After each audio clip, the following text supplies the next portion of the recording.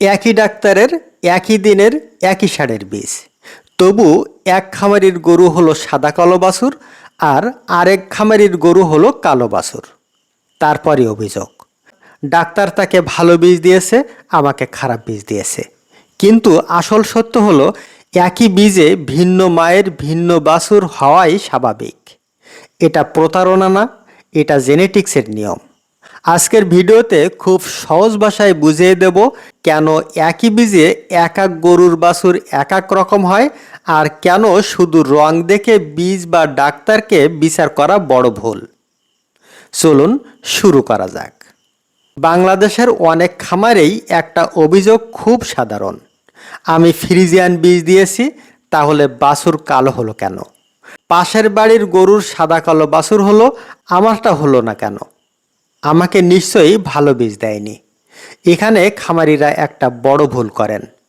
তারা মনে করেন বাছুর মানেই শুধু বীজের ফল, কিন্তু বাস্তবে বাছুর শুধু বাপের কপি না। বাছুর তৈরি হয় বাবার জিন যোগ মায়ের জিন মিলিয়ে। অর্থাৎ বীজ যত ভালোই হোক, মায়ের জিন আলাদা হলে ফলও আলাদা হবে। একটা বাছুর জন্মানোর জন্য 50% জিন আসে ষাঁড়ের বীজ থেকে, 50% জিন আসে গাভীর কাছ থেকে। এই দুই অংশ মিলেই তৈরি হয় নতুন বাছুর। এখন ধরুন একই ষাঁড়ের বীজ দুইটা আলাদা গাভীতে দিলেন।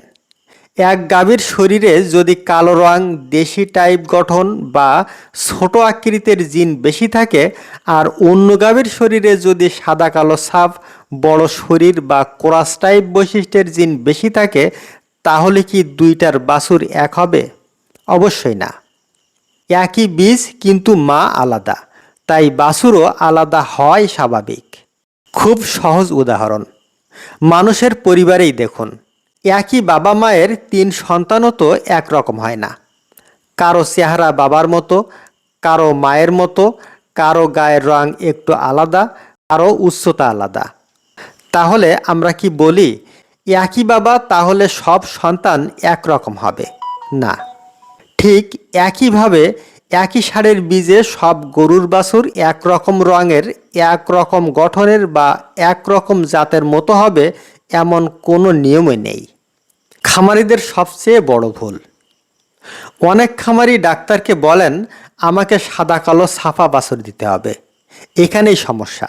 ডাক্তার বীজ দিতে পারেন, কিন্তু বাছুরের রং গ্যারান্টি দিতে পারেন না। কারণ রং শুধু বীজ ঠিক করে না, মায়ের জিনও ঠিক করে।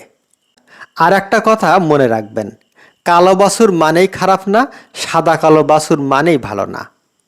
একটা কালো বাছুর ভবিষ্যতে দারুণ দুগ্ধগাভী হতে পারে, আবার সাদা কালো বাছুরও কম উৎপাদনশীল হতে পারে। তাই শুধু রং দেখে সিদ্ধান্ত দেওয়া এই বীজ খারাপ বা ডাক্তার ঠকিয়েছে, এটা ভুল। সুতরাং আজকের ভিডিওর মূল কথা খুব পরিষ্কার, একই বীজে ভিন্ন মায়ের ভিন্ন বাছুর হওয়াই স্বাভাবিক।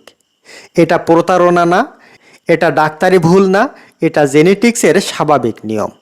মনে রাখবেন, বীজ 50%, মা 50%। রং দেখে বংশ বিচার করা যায় না। শুধু সাদা কালো বাছুর চাওয়া বুদ্ধিমানের কাজ না, খামারির লক্ষ্য হওয়া উচিত সুস্থ, উৎপাদনশীল, টেকসই গাভী তৈরি করা। তাই পরের বার যদি আপনার গাভী কালো বাছুর দেয় আর পাশের খামারির গাভী সাদা কালো বাছুর দেয়, তাহলে ডাক্তারের দিকে আঙ্গুল তোলার আগে শুধু একটা কথা মনে রাখবেন, বীজ একই হলেও মা তো এক ছিল না। ভিডিওটি ভালো লাগলে লাইক দিন, চ্যানেলটি সাবস্ক্রাইব করুন, আর কমেন্টে লিখুন আপনার গাভীর বাছুরের রং কি হয়েছে, সাদা কালো, কালো নাকি অন্য কিছু। সকলের শুভকামনায়, আল্লাহ হাফিজ।